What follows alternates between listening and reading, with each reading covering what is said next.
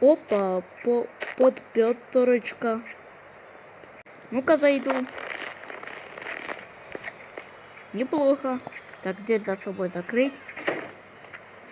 Что это за магазин? Что вы себе купить? И кола возьму. И желейные конфеты. Все. Теперь...